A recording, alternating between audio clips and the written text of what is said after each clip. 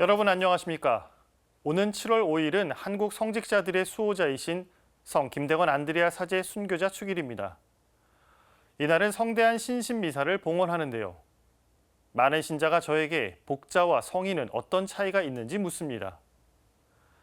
복자와 성인은 목숨을 바쳐 신앙을 지켰거나 영웅적 덕행으로 영원한 생명을 얻어 신자들에게 신앙의 본보기가 된다고 교회가 공식적으로 선포한 분들입니다.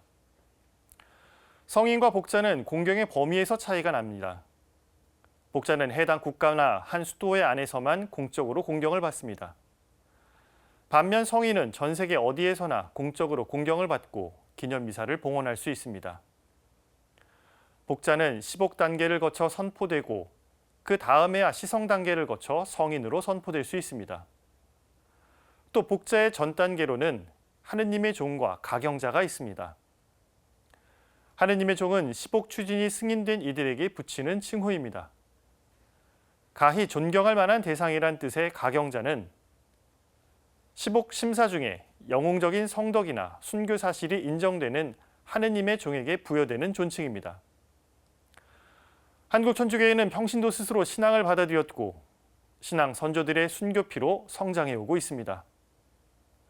1984년 성 요한 바오로 2세 교황은 여의도에서 103일 신앙 선조들을 성인 품에 올리며 이렇게 말했습니다. 신앙을 지키기 위해 그렇게 많은 사람이 순교했다는 사실 자체가 기적입니다. 2014년 방한한 프란시스코 교황은 광화문에서 124회를 복자 품에 올리며 다음과 같이 말했습니다. 선조들에게서 물려받은 신앙과 애덕의 유산을 보화로 잘 간직하여 지켜나가기를 촉구합니다. 하느님의 종과 가경자는 복자와 성인처럼 공적 공경의 대상은 아니지만 개인적으로 기도하는 것은 가능합니다. 순교 성인과 복자들의 뜨거운 신앙과 덕행을 기억하며 그분의 삶을 본받으려는 우리의 노력이 결코 멈추어서는 안 될 것입니다.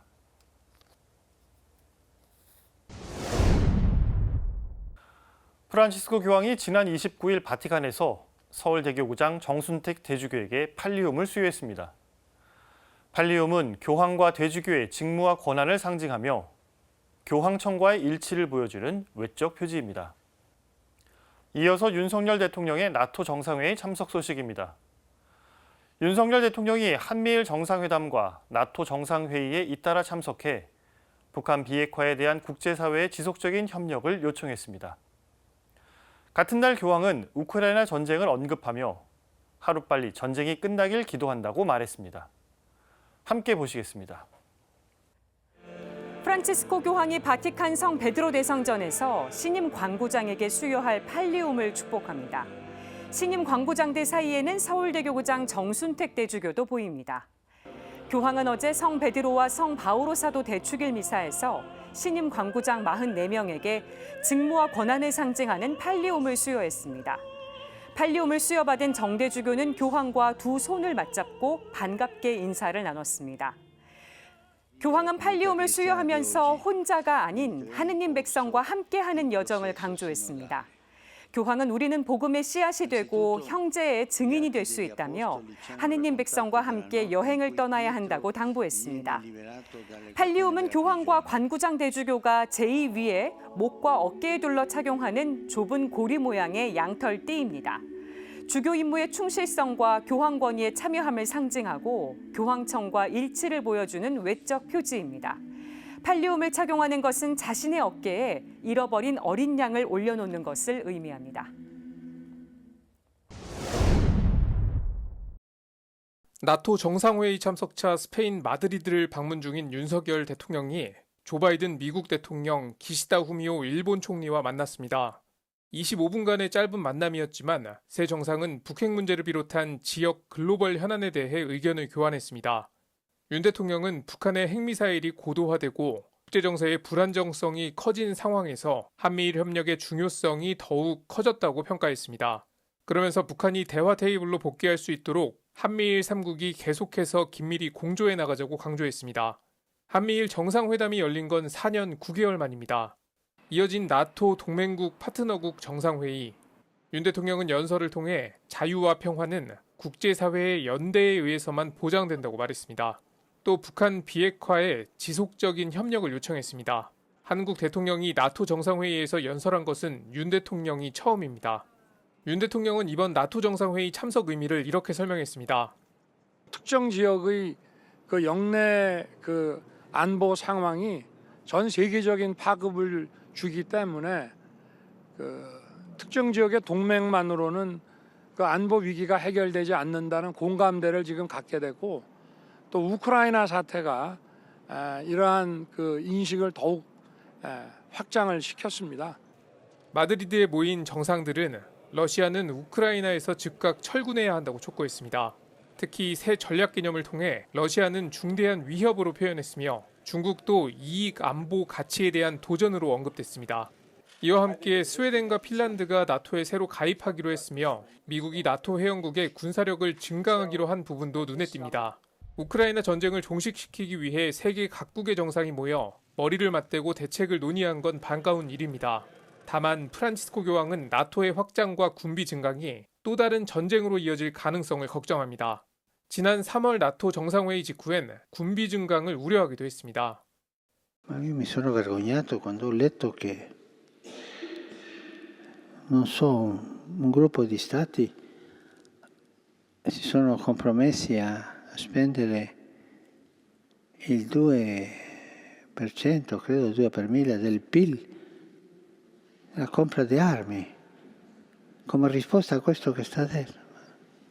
Una pazzia, 이번 나토 정상회의가 열린 날에도 교황은 바티칸 성 베드로 광장에서 3종 기도 후에 우크라이나를 언급했습니다. Porto ogni giorno nel cuore la cara e martoriata Ucraina, che continua ad essere flagellata da barbari attacchi come quello che ha colpito il centro commerciale di Kremenchuk. Prego per questa folle guerra possa vedere presto la fine. CPBC 맹현균입니다. 헌법재판소의 낙태죄 헌법 불합치 결정 후 첫 낙태 실태 조사 결과가 발표됐습니다. 2020년에 이뤄진 낙태는 3만 2천여 건으로 소폭이지만 2년 연속 증가세를 보였습니다. 약물을 통한 불법 낙태도 적지 않게 이뤄진 걸로 확인됐습니다. 낙태법 공배 속에 이뤄진 첫 실태조사 결과 전해드립니다. 이런 가운데 주교회의 생명윤리위원회가 의사 조력자살 법안 상정에 반대한다는 성명서를 발표했습니다. 생명윤리위원회는 존엄하고 품위 있는 임종에 필요한 건 주위 사람들의 경청과 돌봄이라고 강조했습니다. 함께 보시겠습니다. 헌법재판소가 낙태법 헌법 불합치 결정을 내린 지 3년, 그리고 낙태죄가 효력을 잃은 지 1년 6개월, 법적 공백 상태에서 진행된 첫 낙태 실태조사 결과가 공개됐습니다. 보건복지부가 한국보건사회연구원에 위탁해 인공임신 중절 실태를 조사한 결과 2020년 한 해 3만 2천여 명의 태아가 낙태로 목숨을 잃은 것으로 추정됐습니다. 꾸준히 감소세를 보여오던 낙태는 2018년을 기준으로 소폭 증가했고 2020년에는 1000명당 3.3건의 낙태가 이뤄졌습니다. 낙태 당시 평균 연령은 27세로 직전 조사보다 1.4세 낮아졌습니다. 낙태 경험자 가운데 미혼 여성은 50.8%, 기혼 여성은 39.9%로 미혼 낙태 비율이 늘어난 것으로 나타났습니다. 낙태 사유는 학업이나 직장 등 사회활동에 지장이 있을 것 같아서가 35.5%로 가장 높았고 경제적 상황과 자녀 계획으로 인한 낙태가 뒤를 이었습니다. 태아의 생명보다는 여성의 선택권이 낙태의 이유가 되고 있는 겁니다. 생명 장단을 배제한 성관계에는 성관계 본질을 훼손하는 것이고, 특히나 미혼 상태의 성관계는 생명을 책임지려는 의도가 없는 거죠. 그런 것들을 충분히 알고 성을 책임 있게 사용해야 된다는 거죠. 엄연히 불법인 약물을 통한 낙태도 버젓이 이루어지고 있는 것으로 조사됐습니다. 낙태 방법을 묻는 질문에 92.2%는 수술이라고 답했지만 7.7%는 약물을 이용했다고 답변했습니다. 조사를 수행한 보건사회연구원은 낙태 건수는 낙태가 전반적으로 감소하고 있는 추세라고 해석하면서도 2018년 이후 낙태가 소폭 증가한 것에 대해선 판단을 유보했습니다. 낙태법 헌법 불합치 결정과 낙태법 공백 상황 등의 사회적 분위기가 반영됐을 가능성이 있지만 아직은 더 지켜봐야 한다는 겁니다. 최근의 변동에 대해서는 이번 실태 조사를 가지고 사회 변화나 법적인 변화와의 인과관계를 설명하기는 어렵고 추후 지속적인 관찰과 분석을 통해서 확인이 필요한 상황이라고 보여집니다. 낙태와 관련해 국가가 해야 할 일로는 원치 않는 임신을 예방하기 위한 교육이 꼽혔습니다. 하지만 그 전에 생명의 소중함과 생식력에 대한 교육이 필요하다는 지적이 나옵니다. 자기의 생식력을 자각하고 더 책임이 있어야 되고 성과 생명과 사랑이 떨어져서는 안 된다라고 하는 것을 우리는 그거를 더 일찍부터 교육을 해야 되겠죠. 한편 보사연은 법제도와 가이드라인이 부재해 의료 현장의 여성과 의사가 안전하지 않은 상황에서 낙태를 하거나 여성이 여러 어려움을 겪는 환경에 놓여 있다며 실효성 있는 성교육과 신속한 대체 입법이 필요하다고 밝혔습니다. CPBC 김형준입니다. 주교회의 생명윤리위원회는 성명서에서 더불어민주당 안규백 의원이 대표 발의한 의사조력 존엄사 법안 상정을 강력히 반대한다고 밝혔습니다. 생명윤리위원회는 말기 환자가 의사의 도움을 받아 스스로 목숨을 끊는 행위는 자살이자 이에 가담하는 살인 행위라고 비판했습니다. 이어 자살이든 타살이든 목숨을 끊는 행위는 언제나 파괴적이며 생명의 주인이신 하느님에 대한 정면 도전이라고 지적했습니다. 생명윤리위원회는 교회는 죽음이 임박한 환자에게 무의미한 연명치료를 중단할 수 있다고 가르치지만 수분과 영양 공급, 일상적인 투약 등 기본적인 돌봄은 멈추지 말아야 한다고 강조했습니다. 위원회는 존엄하고 품위 있는 임종에 필요한 건 주위 사람들의 경청과 돌봄이라며 인간적인 관심과 돌봄의 문화를 회복해야 한다고 덧붙였습니다. 앞서 서울대교구 생명위원회도 지난달 20일 입장문을 통해 인간 생명은 마지막 순간까지 침해할 수 없는 신성함을 지닌다며 의사조력 존엄사 법안에 심각한 우려를 나타냈습니다. 지난 6월 호국 보훈의 달을 보내며 남북의 화해와 협력을 위한 기도 많이 바치셨는지요? 우리 그리스도인들은 진정한 남북의 화해를 위해 늘 평화를 기도하고 있는데요. 그렇다면 평화를 일구기 위해 어떤 준비와 실천을 하고 있을까요? 한반도 평화를 논의한 우리신앙연구소의 세미나 내용을 전해드립니다. 휴전이라는 이름으로 남과 북이 전쟁을 이어온 지도 70여 년, 여전히 한반도에 진정한 평화는 찾아오지 않았습니다. 아직도 인류의 비극을 초래한 핵무기가 개발되고 있고 각종 제재 등으로 소통도 원활하지 않은 것이 현실입니다. 이러한 상황 속에서 그리스도인의 평화 영성은 무엇이며 과연 우리는 예수 그리스도의 평화를 선택할 수 있을까? 지난 28일 우리신앙연구소의 주최로 열린 세미나에서 마산교구 민족화해위원회 김유철 집행위원장이 던진 물음입니다. 세미나는 차별과 배제를 넘어선 한반도 평화를 주제로 진행됐습니다. 먼저 제목에 담긴 한반도의 차별과 배제. 김 위원장은 한반도의 새로운 시작을 위한 모색이 이어져 왔지만 그 내면엔 불신이 있었다고 지적했습니다. 남북이 합의한 자주, 평화, 민족이라는 원칙이 사라졌고 개성공단이 폐쇄됐을 때도 평화보다는 돈 걱정이 앞섰다는 진단입니다. 한국천주교회도 민화일을 중심으로 평화를 위해 노력해왔지만 보다 적극적인 방안을 모색해야 한다는 의견이 제시됐습니다. 북한의 가짜 신자들에 대한 논쟁을 넘어 예수님이 내어준 사랑과 화해의 직분을 그리스도인들이 실천해 나가야 한다는 겁니다. 아울러 김 위원장은 적극적으로 평화를 선택하고 선의의 세력과 연대해 평화를 해치는 불의를 공적으로 고발해 나가는 것이 그리스도인의 평화 영성이라고 강조했습니다. 그 가운데서 핵심은 바로 예수 그리스도의 삶이었습니다. 예수 그리스도에서 시작된 사랑과 화해가 연대와 행동을 통해서 냉전 구조를 해체시킬 거고 세상이 변화하면 평화체제가 만들어질 거고 평화가 오면 당연히 하나로 가는 길이 열릴 거라고 저는 생각이 듭니다. 하지만 지금까지도 세계 곳곳에서 정당한 전쟁이라는 미명하에 참상이 이어지고 있는 현실. 토론에 나선 팍스 크리스티 코리아 박문수 이사는 이러한 정당한 전쟁의 논리를 폐기해야 한다고 주장했습니다. 정당한 전쟁론으로는 평화가 오지 않는다. 그러니까 우리는 그리스도인은 그 세상이 생각하는 평화는 정반대의 방식으로 가지 않고는 저는 평화에 기여할 수 없다고 봅니다. 그렇게 가야만 또 그렇게 교회에 좀 희망이 있다고 생각을 합니다. 한반도, 나아가 세계의 진정한 평화를 위해 그리스도인의 적극적인 역할이 요구되고 있습니다. CPBC 김형준입니다. 지난달 24일은 사제직의 소명을 되새기는 사제 성화의 날이었습니다. 서울대교구장 정순택 대주교는 사제가 움직이면 교회가 움직인다며 사제들의 적극적인 활동을 요청했습니다. 이어서 한국인 첫 사제, 성 김대건 안드레아 신부의 정본 전기가 출간됐다는 소식입니다. 25세 나이에 순교하기까지 짧고도 강렬했던 삶이 오롯이 담겼고 잘 알려지지 않았던 어린 시절과 신학교 생활도 철저한 고증을 통해 복원됐습니다. 함께 전해드립니다. 명동대성당 제대에 하얀 제의를 입은 사제들로 가득합니다.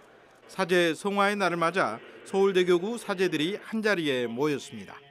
사제들은 강의와 묵상, 고해 성사와 미사 등을 통해 사제의 직무와 생활을 돌아봤습니다.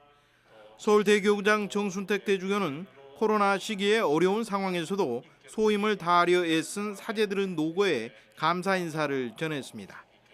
그럼에도 신앙생활의 회복과 정상화는 아직 요원하다며 무엇보다 먼저 사제들이 변해야 한다고 강조했습니다.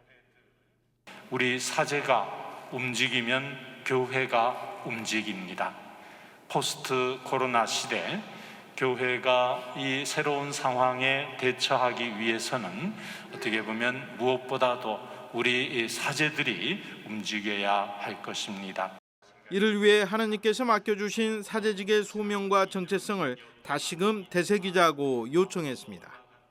우리 스스로 사제의 이 정체성과 아이덴티티를 또 우리가 새롭게 불붙이고 세상의 어떤 물질적인 풍요를 쫓아가는 이런 풍조를 거슬러서 영성적인 그러한 삶의 매력을 우리가 이렇게 풍긴다면 코로나 이후에 교회는 새롭게 변화할 수 있을 것입니다. 사제들은 미사에 앞서 진행된 강의를 통해 교구 단계 시노드 종합문서에 담긴 내용을 공유하고 그 의미를 함께 나눴습니다. 제4 종로지구장 정성환 신부는 이번 시노드 과정을 통해 얻은 결실을 이렇게 밝혔습니다. 모든 모임에서 기도로 시작하고 성령의 이끄심에 주목하여 성령의 뜻을 식별하는 경청을 통해 삼위일체 하느님과의 함께하는 친교를 이루는 모임이 얼마나 큰 감동과 위로와 치유의 은총을 주는지를 체험함으로써 예수성심 정교수도회 배한옥 신부는 신자들이 잃어버린 교회의 권위를 다시 찾기를 희망하고 있음을 알게 됐다고 전했습니다. 첫 번째로는 기도하는 사제의 모습입니다. 또 성사생활을 열심히 하는 사제의 모습이고요. 다른 하나는 함께하는 모습입니다. 차별과 불통이 아닌 신자와 사제가 함께하는 교회의 모습을 그 권위의 하나로 여기고 평신도 신학자인 최현순 교수는 교회 안에서 어느 누구도 소외되는 이가 없게 해달라는 요구가 눈에 띄었다고 말했습니다. 또 하나 눈에 띄었던 게 뭐냐면 소외되는 사람들이 없도록 해달라는 거였습니다. 여기에는 흔히 우리가 생각하는 가난한 사람들, 장애인들 또는 성소수자들 이런 분들이 있기도 하지만 특히 가장 많이 눈에 띄었던 부분은 어린이, 청소년 그리고 노인들입니다. 교구 시노드 책임을 맡은 양주열 신부는 모든 시노드 과정은 비난이 아닌 쇄신이었고 담대하게 듣는 경청을 통해 이루어졌다고 설명했습니다. 비난을 두려워하는 것들이 아니라 잘못에 대해서 귀 기울여 듣고 그것들을 함께 새롭게 할 수 있는 힘은 바로 성령께 귀 기울이는 일들이었었고 강의와 미사 후에는 수품 25주년을 맞은 사제 18명의 축하식이 열렸습니다. 은경축을 맞은 사제들은 새 제의를 축하 선물로 받았습니다. 한편 정순택 베드로 대주교 영명축일 축하식도 함께 열려 축하의 의미를 더했습니다. 오는 29일이 성 베드로와 성 바오로 사도 대축일이지만 교구는 이날 정 대주교의 영명 축하식을 열었습니다. 정 대주교는 교구 신자들의 기도와 정성이 담긴 영적 선물을 전달받았습니다. 사제들은 성과 사제의 마음을 함께 부르며 정 대주교의 영명축일을 한마음으로 축하했습니다. CPBC 윤재선입니다.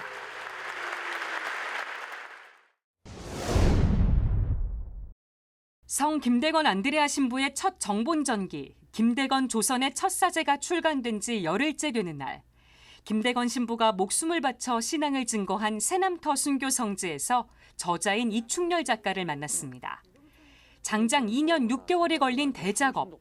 이충렬 작가는 감개무량하다고 소감을 밝혔습니다. 그래서 한마디로 감개무량했습니다. 이거는 내 힘으로 쓴 게 아니라 이건 김대건 신부님이 꼭 뒤에서 많이 도와주셨기 때문에 가능했던 것 같다. 그런 소감을. 이 작가는 방대한 자료를 바탕으로 그동안 공백으로 남겨져 있던 김대건 신부의 행적을 생생하게 되살려냈습니다. 경기도 용인 한덕골 교우촌에서의 어린 시절과 마카오에서의 신학교 생활이 대표적입니다.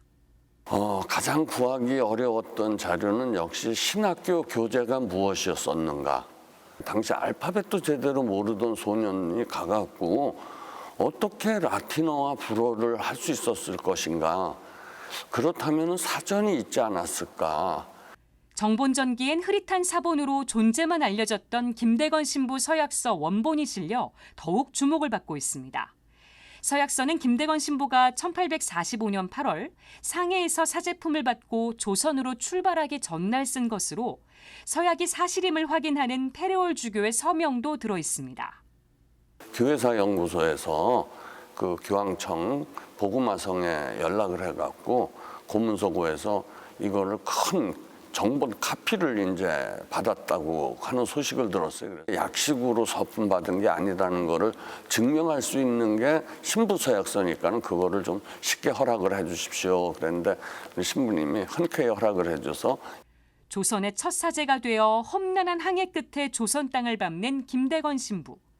전기는 김대건 신부가 사제가 된 지 1년 1개월 만에 새남터에서 순교하고 유해가 든 관이 미리내에 안치되는 장면으로 끝을 맺습니다.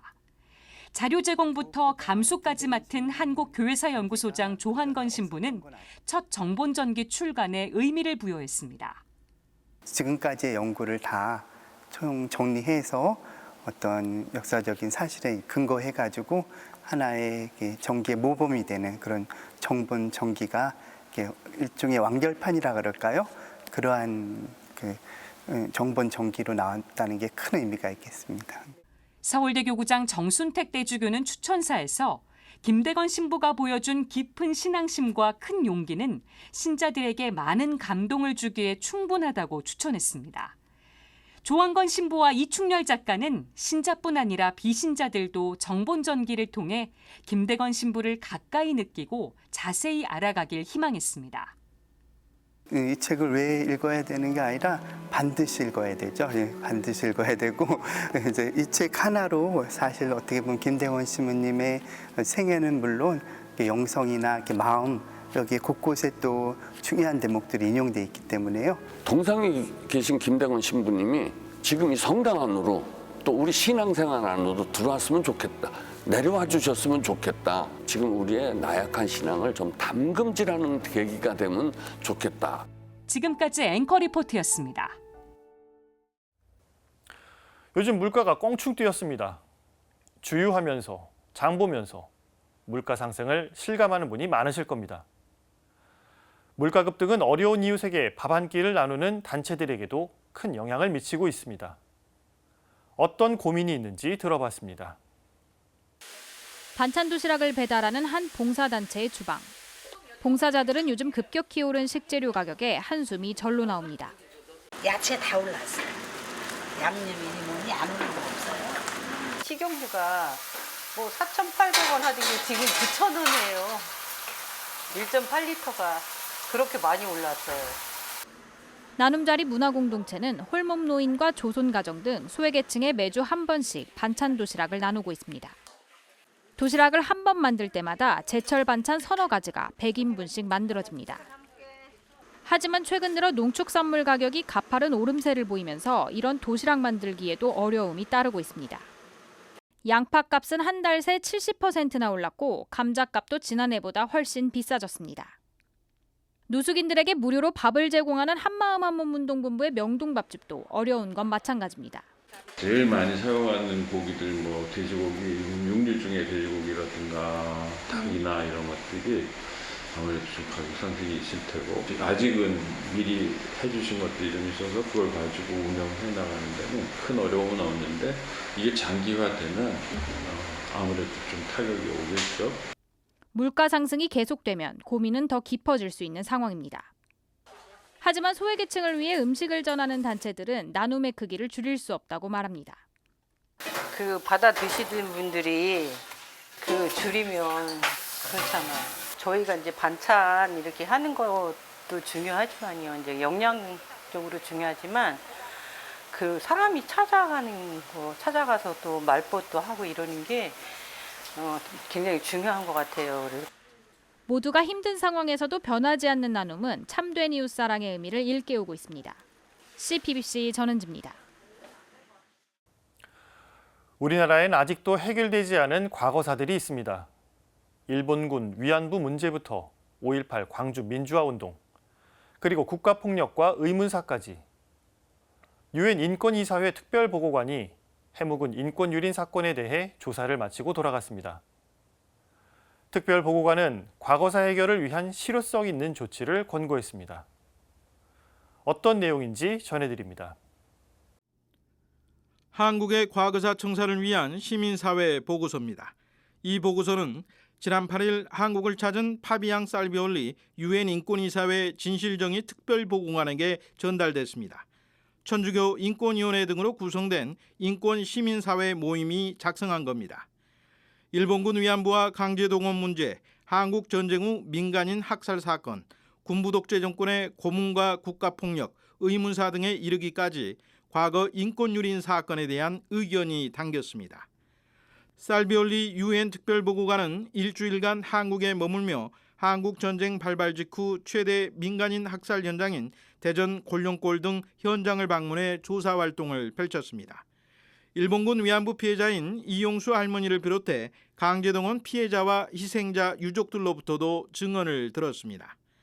살비올리 유엔 특별보고관은 1차 조사 결과에서 권위주의 정권 시기에 자행된 다수의 인권유린 사건이 수십 년간 해결되지 않은 채 방치된 사실을 확인했다고 밝혔습니다. 민주화 이후 한국 정부가 기울인 노력을 인정하면서도 진실규명과 책임, 피해배상과 명예회복 관련 법과 제도가 미흡하다고 지적했습니다. 특히 진실규명과 관련해선 국가안보나 개인정보 비공개를 이유로 피해자가 자신의 기록을 열람하지 못하는 현실을 우려했습니다.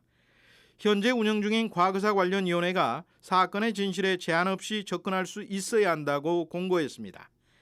현재까지도 살아있는 인권 침해 가해자에 대한 수사와 기소를 촉구함과 동시에 심각한 인권 침해에 대해선 소멸시효와 공소시효를 적용해서는 안 된다고 강조했습니다. 국가폭력 피해자들이 소송을 제기했을 때 기각되는 것에 대해서는 우려를 표명한 것은 국제인권법 자체가 기본적으로 중대한 인권 침해에 대해서는 시효가 적용될 수 없다는 확립된 법리를 가지고 있습니다. 아울러 과거사 피해자들의 추모를 위한 입법이나 정책이 부족하다는 점도 지적했습니다. 화해와 재발 방지를 위해서는 피해자 의견을 반영한 추모 계획과 지원 조치가 뒤따라야 한다고 주문했습니다. 새 정부도 이제 과거사 청산이라는 것을 주요 과제로 삼고 진행을 해야 되는데 국정 과제나 이런 데에 이제 포함이 안 되어 있는 것이 미흡한 부분이다라고 생각을 하고요. 살비올리 유엔 특별보고관은 특히 과거 인권침해 사건과 연루된 제3국 정부도 과거사 관련 정보를 공개해야 한다고 촉구했습니다. 이에 따라 내년 9월 유엔 인권이사회에서 발표될 예정인 최종 보고서에 한국 정부의 인권침해 사건뿐 아니라 일제강점기 강제동원 피해 사건 등도 다뤄질지 주목됩니다. CPBC 윤재선입니다. 역사를 통해 기후위기 극복 방안을 모색하는 학술대회가 최근 열렸습니다. 과거의 실패를 교훈 삼아 성장의 논리에서 벗어난 생태 처방전을 만든자는 의견이 나왔는데요. 어떤 내용인지 전해드립니다. 이어서 기후위기를 다룬 다큐멘터리 영화 제작 소식입니다. 다큐 영화 바로 지금이 본격적인 제작에 들어갔는데요. 열띤 호응 속에 목표액의 2배가 넘는 제작비를 모았다고 합니다. 함께 보시겠습니다. 조선 영조 때인 1760년 청계천에선 바닥에 흙을 파내는 준설 작업이 진행됐습니다. 잦은 홍수로 청계천 주변이 큰 피해를 보자 이를 방지하고자 바닥을 더 깊게 파는 겁니다. 최근 연구에 따르면 청계천 주변에서 발생한 홍수의 배경엔 기후변화가 있습니다. 특히 준설 작업이 진행된 17세기는 전 지구적으로 평균 기온이 떨어진 소비강이가 관측된 시기입니다. 이 때문에 뗄나무 수요가 늘었고 과도한 벌목이 이어지면서 홍수가 발생하기 좋은 환경이 조성됐다는 겁니다.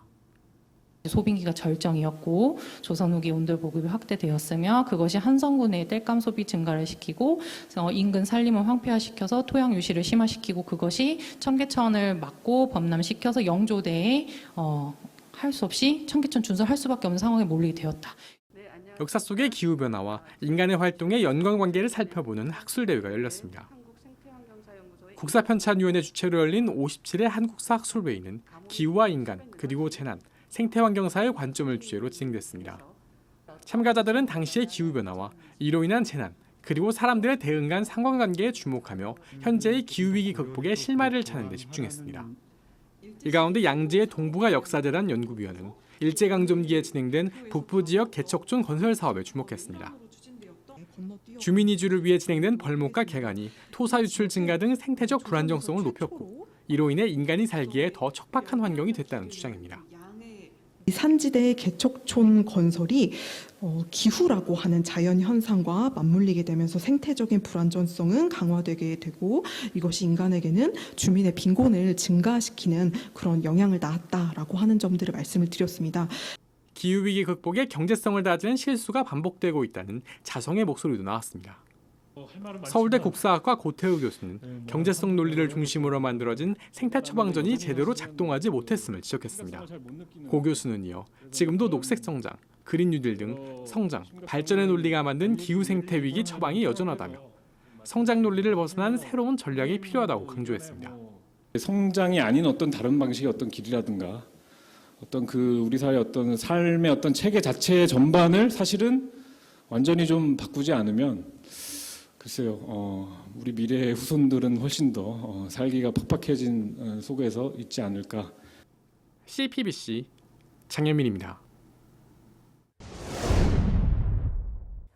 영화 바로 지금의 공동 제작을 맡은 작은 형제회 JPIC는 목표액의 2배가 넘는 금액이 모금되는 등 시민들이 뜨겁게 화답했다고 밝혔습니다.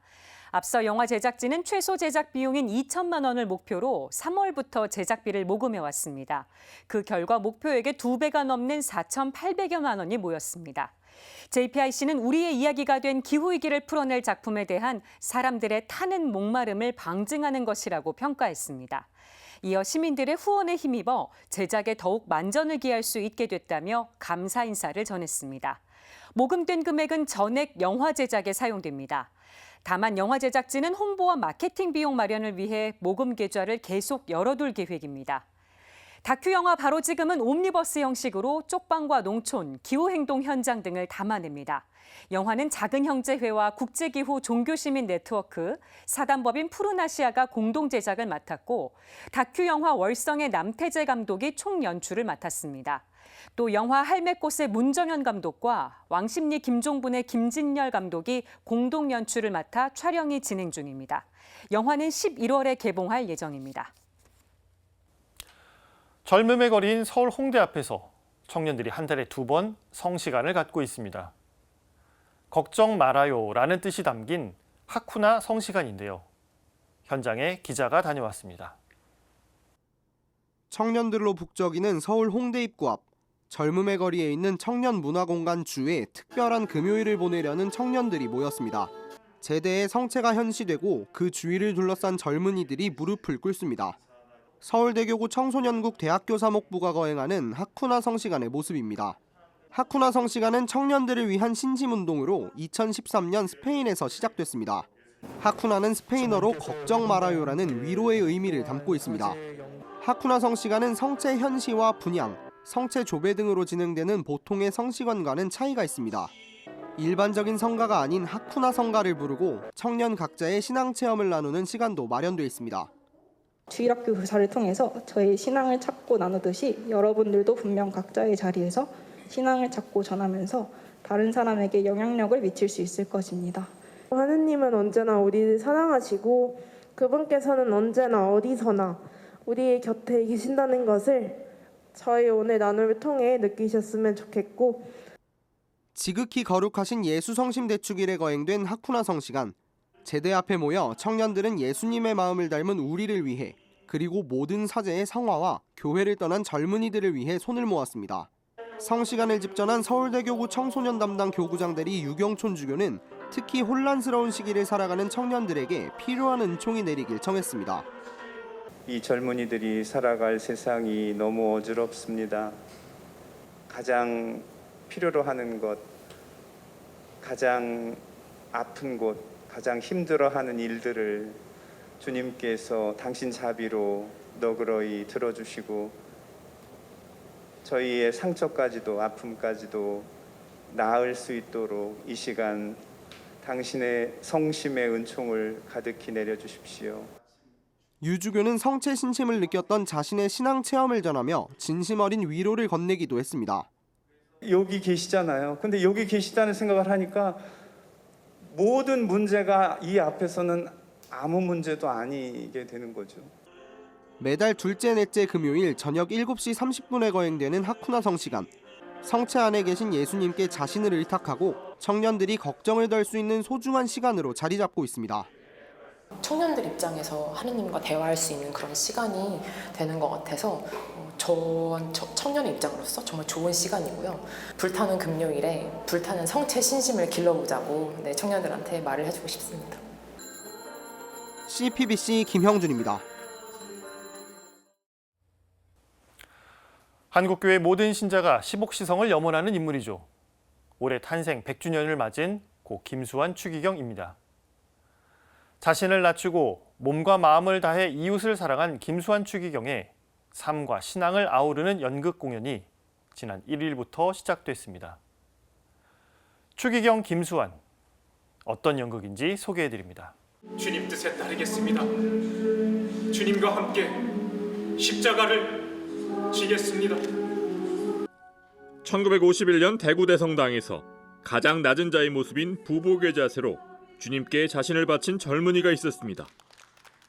훗날 초대 마산교구장 주교, 서울대 교구장이 된 김수환 추기경의 사제 서품식 장면입니다. 1922년생인 김추기경의 인생 이야기는 일제강점기와 6.25 전쟁을 거쳐 유신 독재 정권, 민주화운동 등을 겪은 대한민국의 질곡의 역사이기도 합니다. 두 차례 전쟁에서 숱하게 죽을 고비를 넘기고 사제가 된 김수환 추기경의 인생길은 평화로움과 안락함과는 거리가 멀었습니다. 외려 독재 정권과 군부 정권이 가로막고 있었습니다. 한국의 눈부신 경제 성장의 그늘 속엔 어린 노동자들의 희생이 있었습니다. 하루 12시간이 넘는 중노동에 터무니없이 적은 월급, 인권 유린을 당하고도 목소리조차 내기 어려웠던 노동자들을 대신해 추기경은 그들의 목소리가 돼주고 친구가 돼줬습니다.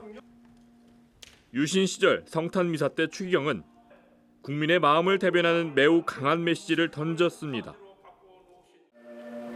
정부는 국민의 소리를 들을 줄 알아야 합니다. 양심의 외침을 질식시켜서는 안 됩니다. 이러한 어둠을 극복하지 못하면 우리는 독재가 아니면 또 다른 폭력 혁명에 빠질 수도 있습니다. 나는 묻고 싶습니다. 이러한 대통령의 비상대권이 합당한 것입니까? 서울 가톨릭 연극협회가 주관한 이번 연극은 시대의 어둠 속에서 가장 밝게 빛난 우리 시대의 참목자 김수환 추기경의 생애를 다루고 있습니다. 추기경의 옛 사진을 비롯해 성당과 신학교, 신문기사 등 다양한 영상 자료로 하여금 사실감과 몰입감을 높였습니다. 연극으로 하여금 추기경의 모든 인생 여정엔 언제나 하나님이 계셨다는 사실을 깨닫게 됩니다. 나라의 그 운명을 가르는 그 민주화의 그 쇠파를 한 몸으로 이렇게 막아내셨구나. 그것은 예수님을 닮아가신다는 그 순수함의 신앙의 힘이 아니었을까, 그건 사랑의 힘이 아니었을까, 이런 생각을 해봤습니다. 가난한 사람들 위해서, 그리고 약한 사람들을 위해서 인권을 부르짖으셨고, 그런 부분들이 지금 이 사회에도 굉장히 필요한 부분이 아닌가 라는 생각이 들고요. 신앙생활을 열심히 하고 우리가 천국에 가는 것도 중요하지만 우리의 이웃들을 한 번쯤 더 돌아보는 그런 자세도 또 필요하지 않나. 그런. 추기경 김수환은 오늘부터 10일까지 서강대 메리홀에서 공연하며 대구와 포항, 안동 등 4개 도시를 순회합니다. CPBC 이심입니다.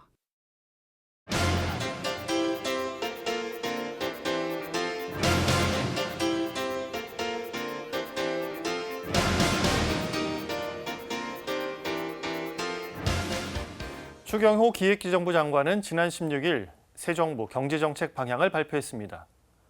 단연 관심을 끈 내용은 법인세율 인하 관련 내용이었습니다. 법인세는 말 그대로 법인의 소득에 대해 부과하는 세금입니다. 주식회사와 같이 법인 형태로 사업을 하는 경우 사업에서 생긴 소득에 세금을 매기는 것입니다. 쉽게 말해 기업에 부과하는 소득세라 할 수 있습니다. 기업이라고 해서 모두 같은 세율을 적용받지는 않습니다. 소득이 많은 회사는 더 높은 세율을 적용받고 소득이 적은 회사는 그만큼 낮은 세율을 적용받습니다. 그런데 정부 발표를 보면 최고 세율 25%를 22%로 낮추겠다는 것이 핵심입니다. 돈을 많이 버는 기업 세금을 깎아주면 그만큼 투자도 적극적으로 하고 일자리도 많이 만들어서 국가의 성장 잠재력이 높아지기에 결과적으로 경제가 좋아진다는 논리입니다. 전형적인 낙수 이론적 접근으로 부유층과 사업가들에게 경제적인 지원을 해주면 보다 활발히 활동함으로써 경제 전반이 개선될 수 있고 그로 인한 혜택은 저소득층 및 하층민에게도 돌아가게 된다는 주장입니다. 그러나 문제는 이 낙수 이론이 현실 경제에서는 그 효과가 검증된 적이 없다는 것에 있습니다. 세금을 깎아주면 투자와 고용에는 큰 영향이 없고 기업의 사내 유보금만 커졌다는 사실입니다. 2015년 국제통화기금 IMF 전략정책평가국 보고서에서도 전 세계 150여 개국 사례를 분석한 결과 이른바 낙수 효과는 완전히 틀린 논리라고 밝혔습니다. 프란치스코 교황도 낙수 효과는 입증된 적이 없으며 과거에는 유리잔이 가득 차면 가난한 이들에게도 이익이 분배될 것이라는 믿음이 있었지만 지금은 유리잔이 가득 차면 마술처럼 유리잔이 더 커져서 가난한 이들에게는 아무것도 돌아가지 않는다고 지적했습니다. 게다가 이번 발표에 따라 혜택을 보는 기업은 우리나라 최상위 기업 약 80여 개로 전체 법인세 대상 중 0.01%에 불과합니다. 여기서 감소하는 세수는 2020년 신고 기준으로 약 1조 7천억 원이라는 분석도 나왔습니다. 결국 부자 감세로 줄어든 세수는 다른 누군가의 증세로 연결되는 것도 아니면 정부에 꼭 필요한 지출을 그만큼 줄여야 하는 것도 큰 문제가 될 수 있습니다. 이런 의미에서 새 정부의 경제 방향은 다시 검토되어야 합니다. 더 많이 번 기업의 수익에서 나오는 세금으로 사회적, 경제적 취약층을 지원해 양극화 해결에 적극 노력해야 합니다. 따라서 스스로 버틸 수 있는 대기업의 법인세 인하 방침은 다시 한번 고민해봐야 할 것입니다. 오늘 사제의 눈은 윤석열 정부 낙수 효과론으로 박수 받을 수 있을까입니다. 경제가 어려울수록 더 많이 쌓여있는 쪽에 곳간을 열 수 있는 더 큰 책임감을 기대하며 오늘도 평화를 빕니다.